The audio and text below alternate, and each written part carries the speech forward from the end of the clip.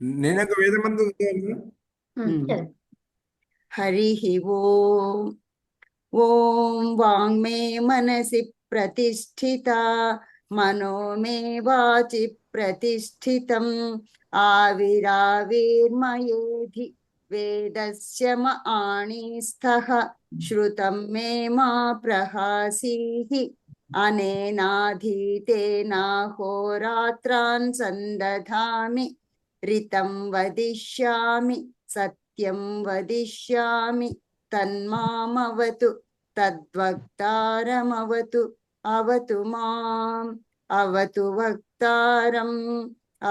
वक्तारम् ओम शांति शांति शांतिः सर्वेभ्यः सुप्रभातं नमस्कार ఓం మాన్య మీకు శుభ సాయంత్రం ధన్యవాదాలండి. ఓం నమస్తే అందరికి. ముని గారు ఏదో అంటున్నారు మీరు? లేదమ్మా, ఆమె ప్రార్థన చేశారు కదా, కొత్త వేదమంత్రం చదవనా అని అనుకున్నాను. వారు ప్రార్థన చేశారు అచ్చా కదా. అచ్చా. ఓకే. Okay okay. అయితే ఇక్కడ మనము రివిజన్ చేస్తున్నాము. రివిజన్ లో ఆల్మోస్ట్ అయిపోయినాయి. ఈ ఒక్కసారి ఇంగమో హ్రస్వాదచి ఇంగమో నిత్యం అదేం చెప్పింది ఒకసారి చెప్తారు ఎవరైనా? ఇక్కడ అమ్మ, ఎందులో చదవండి ఉంది? మన ముని గారు. యా ఇది ఇంగమో ఓకే. హ్రస్వాదచి ఇంగమో నిత్యం ఏం చెప్పింది అది? గమో హ్రస్వాదచి ఇంగమో గమ్ నిత్యం. గమ నిత్యం. గమున్నిత్యం 8:3:32 అనే అష్టాధ్యాయ సూత్రం యొక్క సూత్రార్థం ఏమిటి? గమో హ్రస్వాదచి గమున్నిత్యం 8:3:32 అనే అష్టాధ్యాయ సూత్రం యొక్క సూత్రార్థం ఏమిటంటే, హ్రస్వ స్వరానికి పరములో పదాంత ఇంగ్ అకారము, దానికి పరములో అచ్ ప్రత్యాహార వర్ణం ఉంటే, ఇంగ్నకు మరి అచ్ ప్రత్యాహార వర్ణానికి మధ్యలో ఇంగిట్ ఆగమంగా వస్తుంది. అలాగే హ్రస్వస్వరానికి పరములో పదాంత న్ ఆకారము, దానికి పరములో అచ్ ప్రత్యాహార వర్ణము ఉంటే, న అకారము మరియు అచ్ ప్రత్యాహార వర్ణానికి మధ్యలో నిట్ నిట్ ఆగమంగా వస్తుంది. ఇంకా హ్రస్వస్వరానికి పరములో పదాంత న నకారము, దానికి పరములో అచ్ ప్రత్యాహార వర్ణము ఉంటే, న నకారములకు మరియు అచ్ ప్రత్యాహారానికి మధ్యలో నిట్ ఆగమంగా వస్తుంది. ఓకే. అంటే ఇది ఇంగుముడాగం సంధి అంతే కదా మాన్య? అవునండి అంతే. సో ఇక్కడ ఏంటి మనకి ఏం చూసుకున్నాము?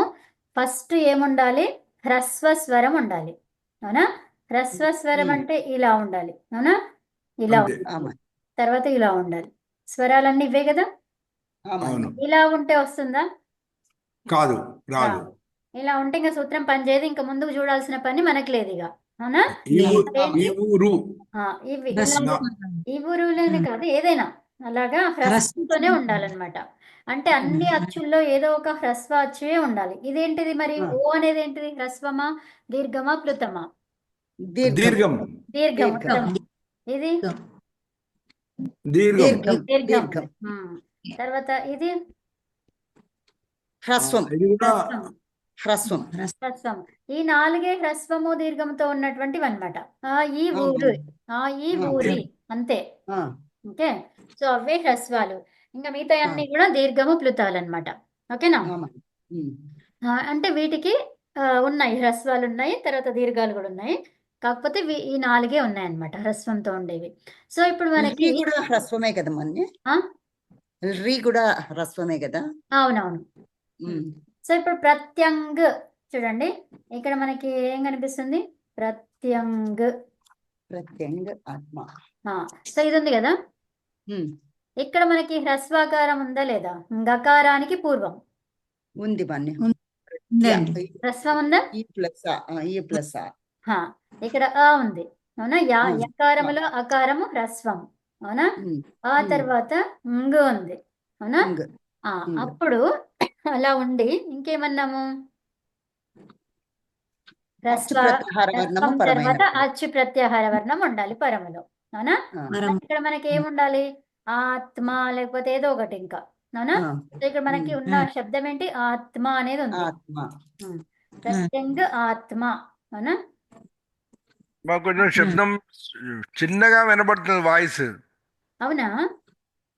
మీ అవునా? శబ్దము నాది పెద్దగా ఉంది. ఇక్కడైతే వాల్యూమ్ నేను చాలా పెద్దగా చేసి పెట్టేసుకున్నాను. అట్లనా? మాకు కూడా మరి పెద్దగా వినిపిస్తుంది మన్య, మాకు కూడా పెద్దగా అదే వినిపిస్తుంది. మీ దగ్గర ఏమైనా చూసుకోండి. ఫోన్ వచ్చిందా మీకు? అమ్మా మాకు ఫోన్ మంచిగానే వస్తే లేదు లేదు అనే ఓకే. ఒకసారి ఆఫ్ చేసి మళ్ళీ రండి, బయటికి వెళ్ళి రండి. యా, అలా చేస్తే కూడా మంచిగానే అవుతుంది. యా, అయితే ఇప్పుడు మీ దగ్గర ఫ్యాన్ ఫ్యాన్ తగ్గించుకోవాలి. తగ్గించుకుంటే కూడా యా కరెక్ట్. ఎవరు వినేవాళ్ళు ఫ్యాన్ తగ్గించుకుంటే కూడా కొంచెం అవును. అవును. ఇప్పుడు ఎండాకాలం కాబట్టి ఏసీలు ఫ్యాన్లు వేసుకుంటాం యా, కదా. కరెక్ట్. అవునులే. అది సో ఇప్పుడు అంగ్ ఆత్మ ఇప్పుడు మనకు కావాల్సిన అన్ని సూట్ అయినాయి కదండి. ఏంటి? మన్య. ఇది రస్వ ఆకారం ఉండాలి, ఉంది. ఇంగకారం చివరిగా ఉండాలి, ఉన్నది. అచ్చు పరములో ఉండాలి, ఉన్నది. ఉందా? ఈ మూడు ఉంది. సాటిస్ఫై అయితే ఈ గకారం తర్వాత ఏమొస్తుంది? గుట్టు అనేది గుట్టు ప్రత్యయం వస్తుంది. ఆగమంగా వస్తుంది. ఆగమంగా ఆ ప్రత్యయం వస్తుంది. అవునా? అంటే ఆగమం అవును. అంటే ఏంటి? దాన్ని ఏదన్నా తీసేస్తుందా, లేకపోతే దాని పక్కన వచ్చి కూర్చుంటుందా? పక్కన వచ్చి మిత్రవత్. కూర్చుంటుంది. పక్కన మిత్రవత్. సో అంటే ఏమైపోయింది మనకి? ఆ ఇంగ్ తర్వాత ఇంగుట్టు. ఇంగుట్టులో ఏమైంది? ఇంగా మిగిలింది. అవునా? ఈ టకారము హలంత్యం ద్వారా మళ్ళీ ఉకారం ఏంటి? ఉచ్చారణార్థం కూడా పోయిందనమాట. సో అది లోపం అయిపోయింది. అవునా? లోపం అయిపోతే మనకి ఏం ఏం మిగిలింది? మళ్ళీ ఇంకా అనేవి 2 సార్లు వచ్చినాయి. గంగా. అవునా? సో ఇప్పుడు మనకి ఇంగు అనేది మిగిలింది అనమాట. తర్వాత తు మా. అవునా? సో ఇప్పుడు ఏమైంది? ప్రత్యంగ్ ఇంగ్ ఆత్మ. ఆత్మ. ఆత్మ ఆ కూడా ఉంది కదా. ఆత్మ. ప్రత్యంగాత్మ. ఇది ఇప్పుడు గా 2 సార్లు వస్తుందా అమ్మా? అవునండి. ఆత్మ. ఓకే. సో ఇప్పుడు ఏమైంది? ప్రత్యంగ్. ప్రత్యంగ్ ఇది విడదీశాను కాబట్టి అక్కడ అలా రాశాను. సో ఇప్పుడు మొత్తం కలిపి రాస్తే ఏమైంది? ప్రత్యంగ్ ఇంగాత్మ. ఇంగా ఇంగుకి ఆగలపండి ఏమైంది? ఇంగా దీర్ఘం ఆత్మ. వచ్చేసింది. ఆత్మ ప్రత్యంగాత్మ. ఆత్మ అంటాం కదా. సో ప్రత్యంగాత్మ. అవునా? సో అలా వస్తుందన్నమాట. తర్వాత సేమ్ ఇదే కండిషన్. ఈ గకారంకి బదులు ఏముంటది? నకారం ఉంటది. నో అణ. నకారం ఉంటది. సో నకారం ఉంటే అప్పుడు ఏం రావాలి మనకి? నుట్టు రావాలి. ప్రత్యయం వస్తుంది. నొట్ ప్రత్యయం. ఓకేనా? సో అట్లాగే మళ్ళీ ఇది ఈయన ఉంటే అది నుట్టు ప్రత్యయం వస్తుంది అక్కడ. ఇక్కడ నొట్టు. ఇక్కడ అచ్చు ఉంది అనుకోండి. అచ్చి అచ్చి ఉంది. సో అంటే ఏంటిది? ఇక్కడ ఏమొస్తుంది? నొట్టు వస్తుంది. అంటే దీన్ని తీసేయదు, దీనికి ఆగమముగా వస్తుంది. ఆగమముగా వస్తుంది కదా. ఆగమం అంటే మిత్రవత్ కదమ్మా? అవునండి. ఇక్కడ పక్కన కూర్చుంటుంది మళ్ళీ. పక్కనే వచ్చి కూర్చుంటుంది. అవునమ్మా, పక్కనే. కరెక్ట్. యా, పక్కనే వస్తుంది అనమాట. మరి దేనికి పక్కన రావాలి అంటే ఇది దేని ద్వారా వచ్చింది?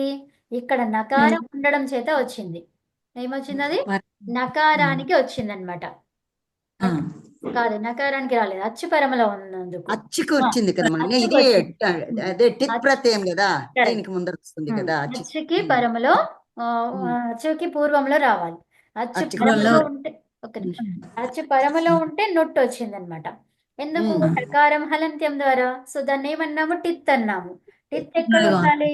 ఆదిలో రావాలి. ఆదిలో ఆగమం అది ఎక్కడ రావాలి? ఆదిలో ఆగమం రావాలి. సో కాబట్టి ఆది ఆది ఎవరికి ఆది? ఇప్పుడు నకారానికి ఆది అంటేనేమో ఇక్కడ రావాలి. ఇక్కడ లేదు, అది ఎక్కడ ఉంది? అది తర్వాత ఉంది. అంటే ఆది ఎవరికి ఉన్నట్టు? అచ్చుకి ఆది. అచ్చుకి ఆదిగా వచ్చింది. అంటే మనకి ఏది కంపల్సరిగా ఇప్పుడు మనకి ఏది లేకపోతే రాదది? అచ్చు లేకపోతే రాదు. అచ్చు పరములో లేకపోతే రాదనమాట. అచ్చు పరములో ఉండడమే నిమిత్తం. అది నిమిత్తానికి పూర్వం వచ్చింది. అది అర్థమైందా? అది కారణం.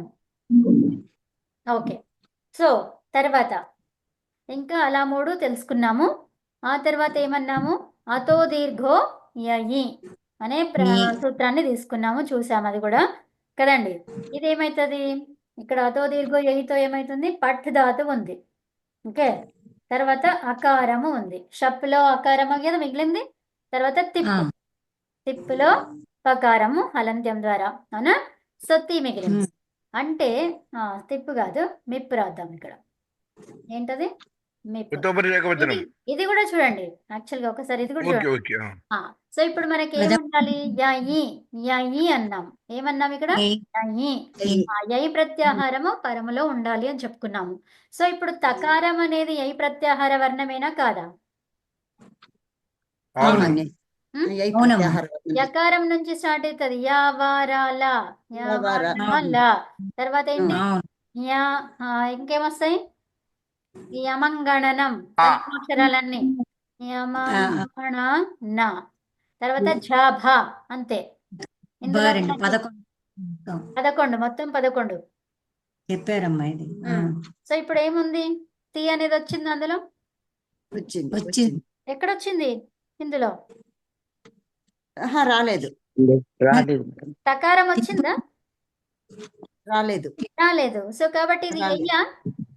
కాదు, యై కాదు. కాదు, ఎయ్యి కాదు. కాబట్టి ఇక్కడ దీర్ఘం వచ్చే అవకాశం ఉందా? లేదు. లేదు. ఉంటుంది అక్కడ. సో ఇప్పుడు మిప్పు చూడండి, మకారం మిప్పు. మిప్పులో ఎప్పుడు వస్తుందా? తిరిగి వస్తుంది. ఎందుకని ఇక్కడ ఉంది. మకారం ఉంది ఇందులో. యమంగణనంలో పంచమాక్షరాలు. సో కాబట్టి ఈ అదంతాంగంలో చివరి వర్ణానికి ఏం కావాలి? దీర్ఘం కావాలి. అందుకని ఏమైంది? పఠామి అన్నాం. ఏమన్నాం మనం? పఠామి. తర్వాత వస్ వస్తుందా? వకారం. వకారం వస్తుంది, ఉంది కదా. ఉంది.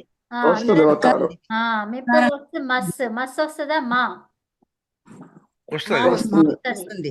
మాకు వస్తుంది. హా వస్తుందా? హా లేదు కదా. లేదు. రాదు. లేదు. హా యై అనే ప్రత్యాహార ప్రత్యయం వర్ణంలో ఒకవేళ లేదు. ఉంటే అది రాదు. తర్వాత క్తా ప్రత్యయం వస్తుందా? రాదు. రాదు. సో అట్లా రాదు. అర్థమైందా? ఉత్తమం. స్యా వస్తుందా? స్యా సకారం. రాదు. రాదు. ఓకే, సో ఉత్తమం, తెలిసింది కదా. సో అలాగనమాట. నెక్స్ట్ ఇంకా మనము ఇంకొక లాస్ట్ చివరిది ఇంకా 2 ఉన్నాయి సూత్రాలు, అవి చెప్పేసుకుంటాము ఈరోజు. ఇది అయిపోతుంది, తర్వాత కొత్తది స్టార్ట్ చేద్దాం. ఓకేనా? ఓకే. రివిజన్ మొత్తం కంప్లీట్ అయిపోతుంది. సో ఇప్పుడు 9వ మాహేశ్వర సూత్రం ఏంటి?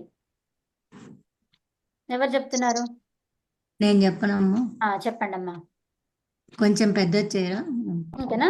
ఓకే, ఇప్పుడు ఓకేనా? ఓకే. 9వ మాహేశ్వర సూత్రము ఘడధష్. సూత్రంలో ఎన్ని ప్రత్యాహారాలు చేశారు ఏమిటి అని అడుగుతున్నాడు.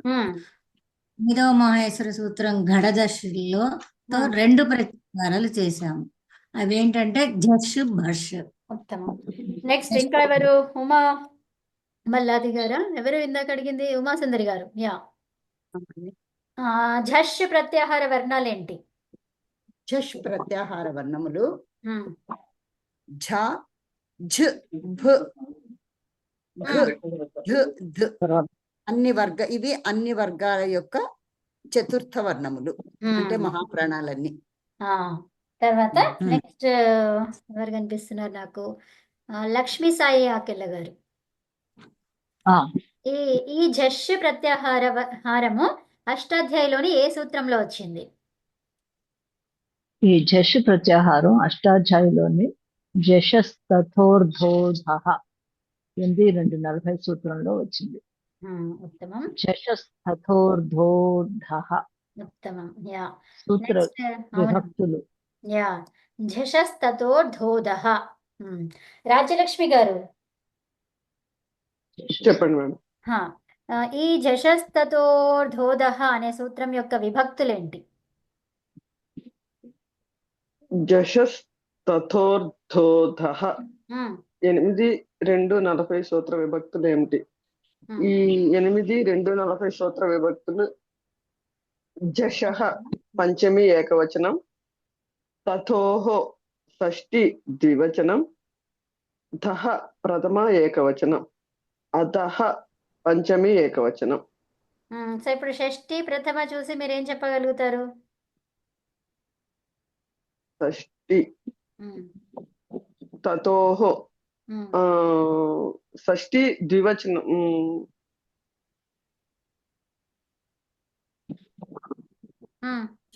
స్థానం కదా. స్థానం కాబట్టి షష్ఠి తాథో అని ఉన్నది, అంటే రెండు ఉన్నాయి అక్కడ, ఉమ్. అవునా? తా గాని థా గాని అన్నమాట. సో అప్పుడు ఉన్నప్పుడు ఏం కావాలి అక్కడ? తొందరగా. ఏమన్నారు? ధార. ఫస్ట్ ఏమైతుందమ్మా? ధా రావాలి. ఏం కావాలి అక్కడ? ధార. ఇవి పోయి ధార తాథాలు పోయి ఏమైతుంది? ధా వస్తుంది. దాని స్థానంలో ధా వస్తుంది. ధా వస్తుంది. ధా వస్తుంది. షష్ఠికి ప్రథమకి లింక్ ఏంటిది? అందులో ఉన్నవి పోయి ఆ స్థానంలో ప్రథమది ఏది ఉందో అది వస్తుంది కదా. Okay, next. ఓకే, సూత్రార్థం చెప్పండి పురుషోత్తం గారు. ఝషస్తథోర్ధోధః, ఈ సూత్రార్థం ఏంటి చెప్తారా? చెప్తానండి. యా. జషస్తథోర్ధోధః 8-2-40 సూత్రార్థము. సూత్రార్థం దృఢాం ధారణ పోషణయోః. ధాతు అనగా ధాతువును వదిలేసి మిగిలిన అన్ని ధాతువులలో జష్ ప్రత్యాహార వర్ణములకు వర్ణంలో ఉండే తకార లేదా ఠకార వర్ణాలకు దకారము ఆదేశంగా వస్తుంది. ఉదాహరణకి లబ్ ప్లస్ తా, లబ్ ప్లస్ తా, క ఇత్ సంజ్ఞ, క అనేది ఇత్ సంజ్ఞ అవుతుంది దీంట్లో. దేని ద్వారా ఇక్కడ అవుతుంది? కకారం దేని ద్వారా అయితే సంజ? అలంత్యం కాదు, అది హలంత్యం ఎందుకు అవుతుంది? అది ముందు ఉంది కదండి, హల్లుగా లేదు కదా అది. ఇది చిన్నగా కనబడుతుందమ్మా. తక హల్ కరెక్టే, కానీ అది అంతములో లేదు కదా. లషక్వ తద్ధితే. సూపర్. లషక్వ తద్ధితే. ఓకే, అమ్మా ఆహా ఇక్కడ ఓ తా ఆహా కకారం ఇత్తు సంజ అన్నాం కదా. ఓకే, లక్షకు తగ్గితే పోతుంది. పురుషోత్తం గారు కంటిన్యూ చేయండి. ఇక్కడ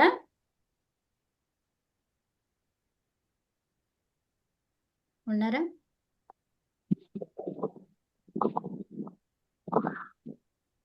చెప్తున్నారండి? వినిపిస్తలేదు కదా మనకి. ఇప్పుడు కనబడుతుందమ్మా? లేదు, వినిపించట్లేదు. సరే, ఇంకెవరినైనా అడుగుదాము.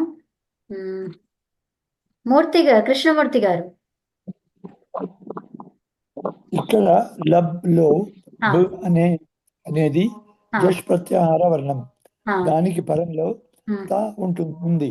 కావున ఈ తకారము ధకారంగా మారుతుంది. అప్పుడు లబ్ ప్లస్ ధ, లబ్ధ. ఈ ప్రస్తుత సూత్రం ద్వారా అంటే జషస్తదో దోర్ధః 8-2-40 అనే సూత్రం ద్వారా తా స్థానంలో ధ ఆదేశంగా వచ్చింది.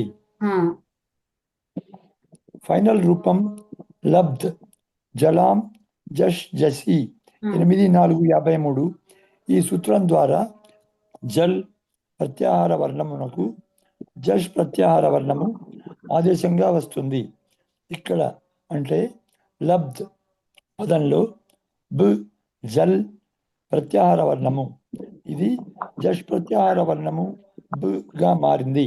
అంటే మహాప్రాణం లబ్ధ నుండి అల్పప్రాణము లబ్ధగా మారింది. ఇక్కడ ఏమంటుంది? లబ్ధ బకారం నుండి బకారం మహాప్రాణం నుంచి అల్ప ప్రాణంకి మారింది అది కదా. అదండి. సో ఇప్పుడు మనకి జష్ ఝష్, ఇక్కడ మనకి అది అవసరం లేదు, మనకి అది జలాం జష్ ఝష్ ఇది అవసరం లేదు ఇప్పుడు, కానీ ఊరికే రూపం అది చూసుకున్నాము. ఇప్పుడు ఏమన్నామంటే ఇక్కడ ఝష్ ప్రత్యాహార వర్ణం, అవునా? ఝష్ ప్రత్యాహార వర్ణానికి పరములో ఏముండాలి? తా గాని థా గాని ఉండాలి. సో మరి ఇందులో ఝష్ ఏది అంటే లభ్. లభ్ అనే ధాతువుని తీసుకున్నాం మనం, అవునా? తర్వాత తా ప్రత్యయం తీసుకున్నాము. సో దీంట్లో కకారం ఇత్తు సంజ గ పోయింది. సో అయితే మనకి ఏముండాలి? ఫస్ట్ ఝష్ ప్రత్యాహార వర్ణం ఉండాలి, దానికి పరములో తకారం ఉండాలి. అంటే ఇక్కడ తకారం ఉంటే దానికి పూర్వం ఏముండాలి? ఝష్. అవునా? ఝష్ ప్రత్యాహార వర్ణమేనా భా అనేది? అవును. అన్ని 4వ వర్ణాలు అని చూసుకున్నాం ఇందాక కదండి. అన్ని వర్ణాలలో 4వ అక్షరం అని చూసుకున్నాము. సో భా అనేది 4వ వర్ణమేనా? 9వ సూత్రం. 4వ వర్ణమే. కాబట్టి ఇక్కడ తకారం అనేది దేనిలాగా మారాలి? ధకారంగా. తకారంగా మారాలి. అంతే ఈ సూత్రం చెప్పింది. ఓకేనా? ఈ సూత్రం ఏం చెప్పింది? ఈ ఝష్ వర్ణము తరువాత ఏముండాలి? తకారంగాని థకారంగాని ఉండాలి. సో అప్పుడు ఈ తకార థకారాలు దేనిలాగా మారుతాయి? ధకారంగా ధకారంగా మారుతుంది. అంతే అండి, ఆ సూత్రం చెప్పిన విషయం అంతే. ఓకేనా? ఓకే. సో ఇప్పుడు ఇంకొకటి నేను చెప్తాను, చెప్పండి.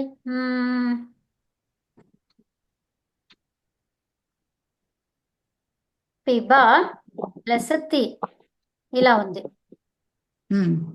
సో ఇప్పుడు ఏమైతుంది? ఈ తకారం ధకారంగా మారుతుందా మారదా? మారదు. మారదు. సో లిఖ ప్లస్ తి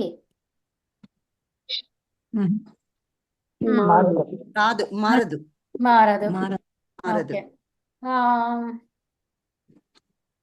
ఇంకా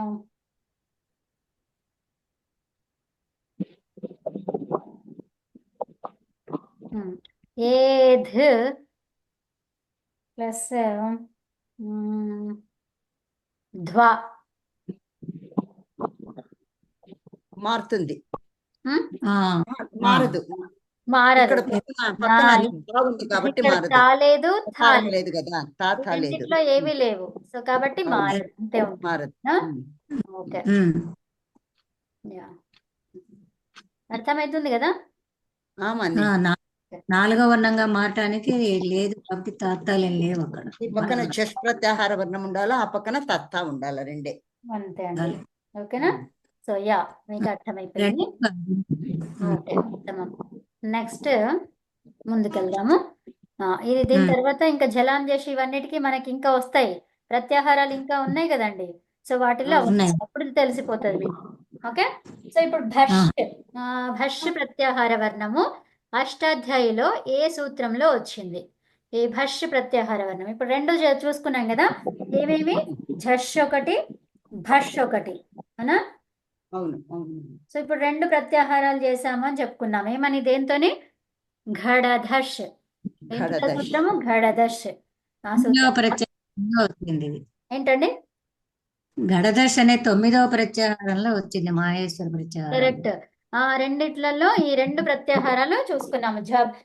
ఝష్ ఒకటి, భష్ ఒకటి, అవునా? సో భష్ అనేది ఏ సూత్రంలో వచ్చింది? భష్ ప్రత్యాహారము ఏ సూత్రంలో వచ్చింది? నాకు ఎవరు కనిపిస్తున్నారంటే